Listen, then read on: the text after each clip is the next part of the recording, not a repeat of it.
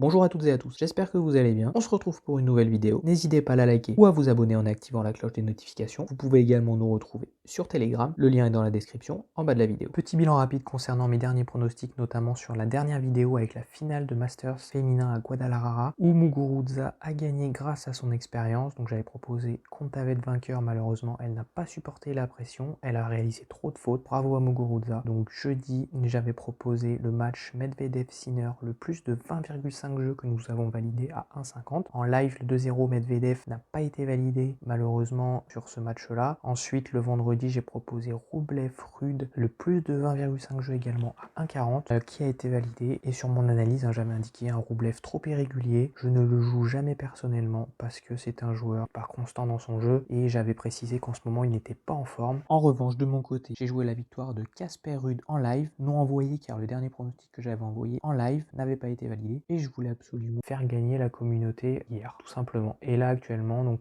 aujourd'hui, nous validons Medvedev qui gagne 2-0 à 1,52. Concernant le dernier pronostic, nous validons encore également hier soir le plus de 20,5 jeux sur la demi-finale Djokovic-Zverev. Bravo à Zverev qui arrive à se qualifier pour la finale face à Medvedev.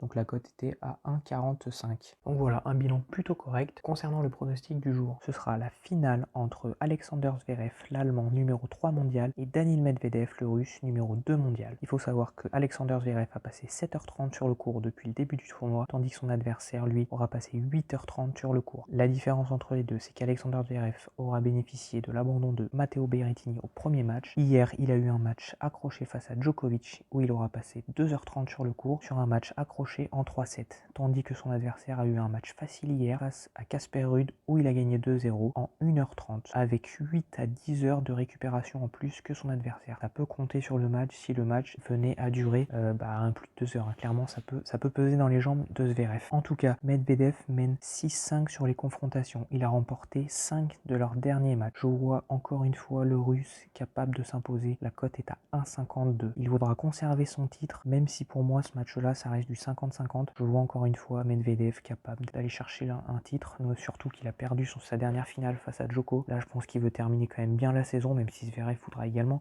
Mais physiquement, peut-être que Zverev pourrait payer un peu son match d'hier où il a eu malheureusement 3-7. En tout cas, pour moi, le premier pronostic, donc ce sera la victoire de Daniil Medvedev côté à 1,52. Concernant vraiment mon pronostic que je conseille sur ce match-là, c'est les pronostics que nous avons validés sur Telegram dernièrement. 20,5 jeux, il est encore une fois coté à 1,40 entre deux joueurs très solides au service. Je vois un match encore une fois quand même assez accroché, pourquoi pas 3-7, voire un 7-5, un tie-break qui permettrait de valider assez facilement le 20,5 jeux. Voilà concernant les deux pronostics sur YouTube. Pour ma part, je vais envoyer un pronostic fun qui sera sur Telegram aux alentours de 15h, un prono fun qui peut être tenté. Mais voilà, en tout cas, vous avez mes deux conseils pour la journée. Voilà, il reste plus qu'un match, j'avais envie de vous proposer plusieurs pronostics et vous faire plaisir. Ce sera tout pour les pronostics du jour. Encore une fois, n'hésitez pas à lâcher un petit pouce bleu, à vous abonner en activant la cloche des notifications et à nous retrouver sur Telegram. Moi, je vous dis à très vite pour une nouvelle vidéo. Bye bye.